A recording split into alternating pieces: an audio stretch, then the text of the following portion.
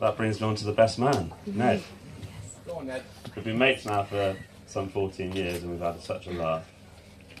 I didn't have to think about who I'd choose as best man, as it would have only ever been you. We haven't seen as much of each other as we'd like to over recent years due to living far apart, but we've always shared a nice long chat to support each other or just to catch up. I'm sure some of you know Ned organised me a stag do in Prague, and my God did he do a good job. It was a 5-day mental and physical endurance challenge, to say the least. Without going into too much detail, it involved a few drinks, whitewater rafting, and firing an AK-47. And I think it's best I leave the rest to your imagination. He really did go all out, and everyone had such an amazing time, and I'm certainly never going to forget it. It must be hard to organise a group of 11 lads, so thanks, Ned, for your efforts. I'd just like to add as well how well Dad done on the stag, being the oldest member of the group, but putting most of us to shame partying hard until 7 AM.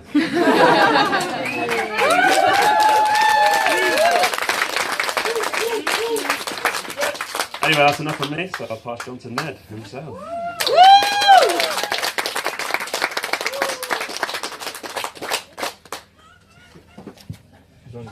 Hello. If you're wondering why I'm still wet, it's because Harry threw a water balloon at me. I'm not that nervous, alright? A bit nervous. How you all doing? My name's Ned, and I've been given the honour of being Alex's best man. Some of you might know, or not, we're actually quite lucky to have Alex here at all, as just a mere 12 hours ago he was unconscious in a church outside the club. I was told not to mention that, but it took 4 of us just to bundle him into a taxi and get him home. But somehow he's alright and he's made it. Okay, so far we've had some kind of you know, light-hearted words, but I'd like to start with something a little bit more serious, if I might do. And sometimes in life you're a witness to true love. Don't laugh. And this happened to me a number of years ago when I received a phone call from the man sitting next to me. But this time his voice was all giddy and sort of super excited, and it was Alex. But it was Alex telling me that he'd met the one. And of course I was super excited because I know working on a farm it's difficult to meet a woman at all, let alone the woman of your dreams.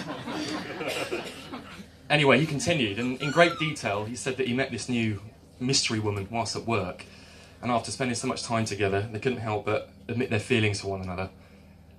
Anyway, he spoke of sort of long romantic walks amongst the countryside, discussing their hopes and dreams hand in hand, and that during one particularly romantic evening they both sat down and shared their first kiss. Anyway, and during this period, I mean, Alex was completely different. He was full of life, he was happy. I'd never seen him like this before. It was a real fairy tale. Unfortunately, as some of you might remember, and some of you may have chosen to forget, it wasn't a fairy tale. And it transpired after a number of sort of lengthy inquests and quite a number of embarrassing news articles. Alex had been in a loving relationship with an 18-year-old long-haired Frisian cow by the name of Daisy. He hadn't, that's a joke, obviously. But the truth is, I'm just so happy to be standing next to my best pal on his wedding day. Alex really is, you know, the hardest working bloke you can ever meet. You never complain about it, and you're just about the most loyal friend I've ever been lucky enough to have, so thank you. But as your best man, it's my job to give you a little bit of a hard time. So for those of you who know Alex really well, you'll all know that he's terrible for one-upmanship. So much so that if you have an identical pair of shoes, Alex will find a way of telling you that his pair is much, much better than yours. So I just want to let you know, Alex, that my car is just miles better than yours. Rob Strawbridge over there milks more cows than you, and has more muscular forearms to prove it. You are the shortest of the Meriden brothers. And I'm sort of ummed about putting this one in here because it's going to cut pretty deep, but your hair, it just doesn't go blonde in the summer. So if everyone could just raise a glass to my best friend, to Alex. Now, Zoe, I truly believe there's nobody else on this planet better for Alex than you.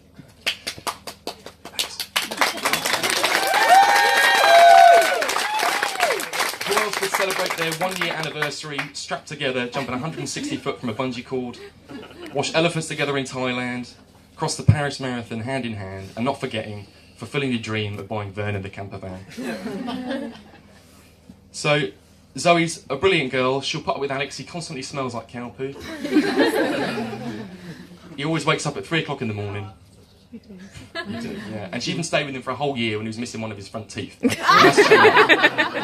So, if everybody could please raise a glass to the wonderful, beautiful, and adventurous Zoe. And finally, I'd like everyone to stand up, actually, please, if that's all right. And your job is just to make a load of noise, whistle and shout. Yeah, that's right. And make a load of noise for the happy couple, Alex and Zoe.